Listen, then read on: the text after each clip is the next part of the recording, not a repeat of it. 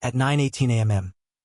On November 16, 1981, inside a quiet Santa Monica apartment where the curtains had stayed drawn and the phone had rung into nothingness, police stepped into a room that smelled faintly of stale liquor and late-night cologne, and found William Franklin Holden, 63 years old, more than 3 decades on screen, an Academy Award winner, the kind of face that once sold tickets on its own, the kind of voice directors trusted to carry a final line. Lying on the floor as if the scene had been blocked for the camera, except there was no camera, no crew, no spotlight, only a dark stain that told the real story. Days earlier, after a night of drinking, he had fallen, split his forehead, and bled in silence long enough for Hollywood to keep spinning without noticing one of its old kings had already slipped off the throne. Outside, the Pacific air moved like nothing had happened, and somewhere a television was still selling the dream he no longer belonged to. How does a man who once stood at the center of the American myth end up dying like a stranger behind his own locked door? What had been breaking him long before his body finally did? This is the story the premieres never showed, the phone calls that stopped coming, the private rituals, and the final night when the legend disappeared in plain sight. The rise was not sudden, and that was part of what made William Holden so dangerous to himself, because it taught him patience, discipline, and the belief that if he simply kept showing up and doing the work, everything else would somehow arrange itself around him. Night after night, set after set, he learned to deliver exactly what was required, to hit his marks, to keep his voice steady even when the scene demanded despair, and over time that professional control hardened into a public mask that never slipped, a face the studios could trust and the audience could project onto whatever dream they needed that year. On soundstages lit like artificial suns and at premieres where champagne flowed before noon, Holden perfected the art of appearing untroubled, laughing at the right moments, deflecting questions with a practiced shrug, raising a glass not because he needed it yet, but because it belonged to the image, an accessory as expected as the tailored suit and the easy smile. In interviews, he spoke like a man who understood the game and had no intention of fighting it, someone who seemed grateful without appearing desperate, confident without arrogance. And that balance made him indispensable, the kind of star producers described as safe in an industry that quietly devoured the unsafe. But safety came at a cost. The more Holden embodied the calm, reliable leading man, the less room there was for doubt, grief, or fear. And so those emotions learned to wait until the doors were closed and the rooms were empty. Alcohol, at first, was simply a lubricant for the machine, a way to soften the edges of long days and late nights, a social ritual that kept conversations moving and expectations low. Then it became a switch, something he could flip to quiet the noise after the applause faded, to blur the line between the man he played and the man he was supposed to be when no one was watching. Friends noticed the pattern before the headlines ever could, the drinks arriving a little earlier, the silences stretching a little longer, the way he would stare into nothing as if rehearsing lines only he could hear. But in Hollywood, such details were easy to dismiss as the eccentricities of success. As the industry aged him out of the roles that had once defined him, Holden leaned harder into the mask, insisting on professionalism, on dignity, on the idea that a real star never complains and never begs, even as younger faces took the spotlight and the phone rang less often with offers that felt essential. The paradox was cruel. The very discipline that built his legend also trained him to endure discomfort without protest, to absorb disappointment quietly, to keep the show going even when the script no longer made sense. And so each small fracture, each missed opportunity, each reminder that time was winning, slid neatly behind the same composed expression the public adored. On screen, he played men confronting mortality and moral compromise with clear eyes. Off-screen, he postponed those confrontations indefinitely, trusting the mask to hold, trusting that the structure of his life would remain intact if he did not touch it too closely. But masks grow heavier with time, and the longer he wore his, the more it pressed down on everything underneath, until control itself became exhausting, until the effort of remaining William Holden began to suffocate the person who had once stepped into that role believing it was temporary. How long can a man live as a character before the real person underneath starts to disappear? And when that disappearance begins, who notices first, the audience or the man himself? The collapse had not begun on the night he fell. It had been unfolding quietly for years, disguised as endurance, dressed up as dignity, and excused as the natural fatigue of a man who had already given the world everything it wanted from him. Long before that final evening, Holden's days had narrowed into patterns that required no imagination and no confrontation, A life reduced to routines precise enough to feel safe but empty enough to feel endless. He woke late, moved slowly, and filled the hours with small, manageable tasks, as if keeping motion itself could keep the questions away. When evening came, he returned to the familiar comforts that asked nothing of him beyond repetition, pouring drinks with the same measured hand, sitting in the same chair, letting the television glow paint his aging face with images of a younger man who still belonged to the future. Friends spoke of dinners that never happened, invitations politely declined, conversations cut short by an unspoken exhaustion, and each refusal added another layer of distance between Holden and a world that had once felt inseparable from his identity.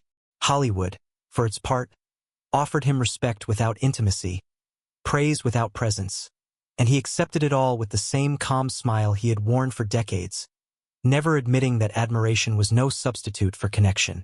The industry had moved on gradually, not out of cruelty but momentum, and Holden found himself living in the afterimage of his own success. A man remembered everywhere and needed nowhere. Alcohol smoothed the transition, blurring the edges of loneliness and turning nights into something he could endure without too much reflection. But it also deepened the isolation, ensuring that the days bled into one another without distinction.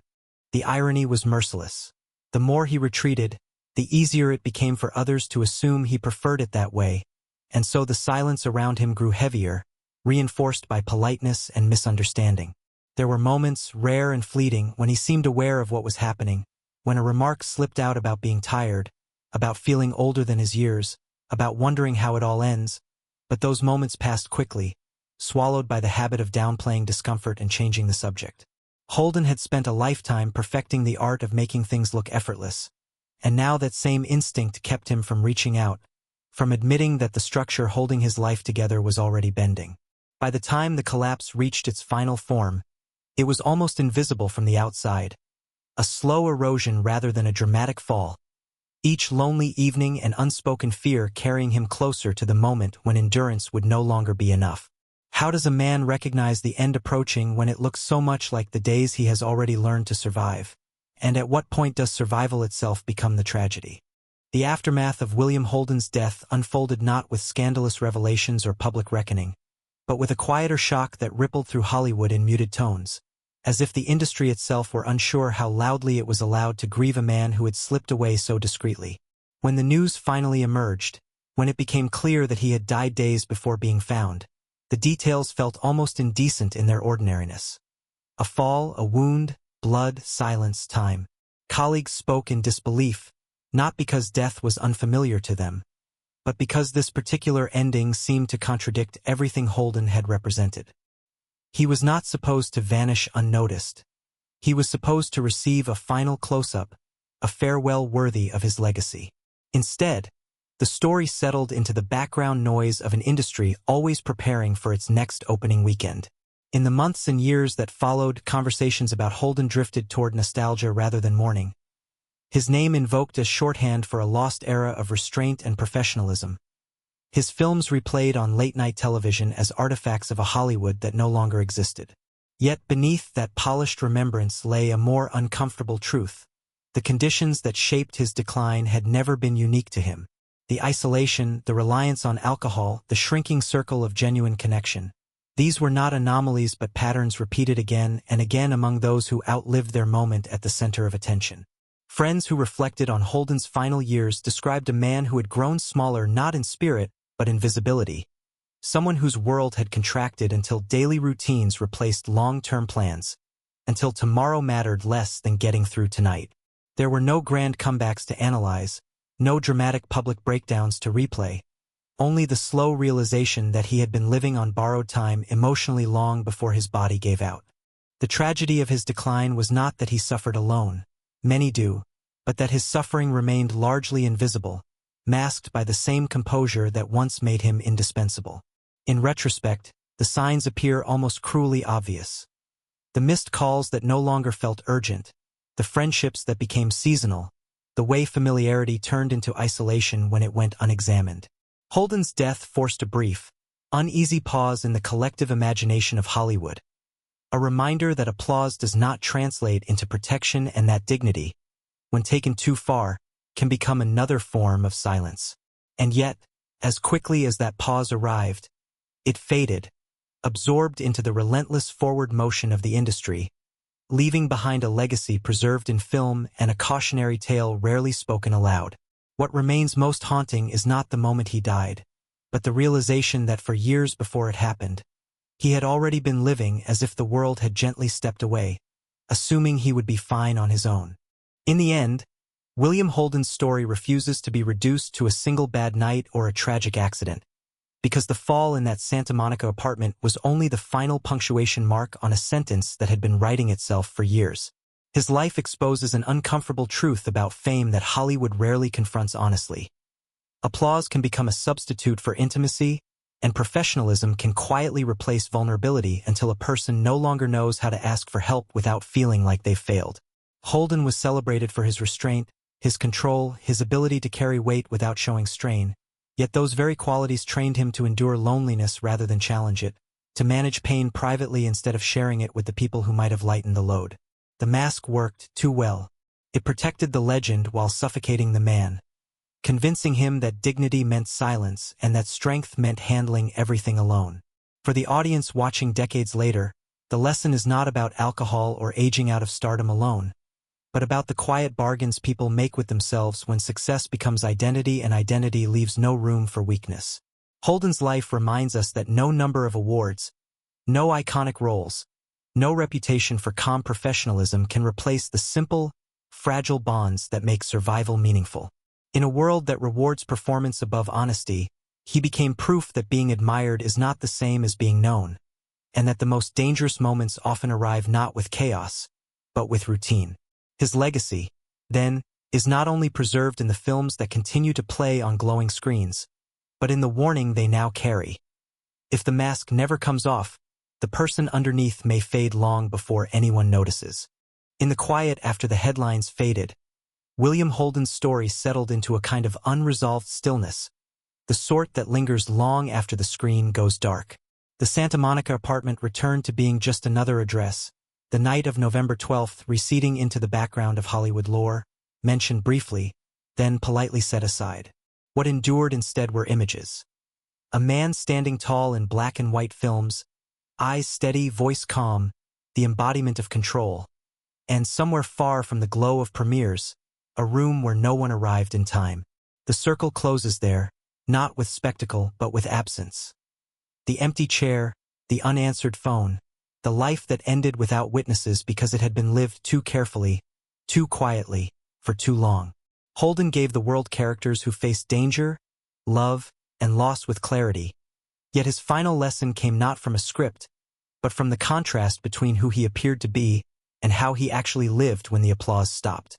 In the end, the legend Hollywood adored was simply a human being who carried his burdens alone until carrying them became impossible. A man who might have benefited from less restraint and more confession. His story asks something gentle but urgent of those who hear it now, to check on the people who seem strongest, to question the comfort of routine silence, and to remember that no performance, no matter how flawless, can replace connection. Because when the lights finally go out, what remains is not the image we projected, but the love we allowed ourselves to accept, and the love we were brave enough to return.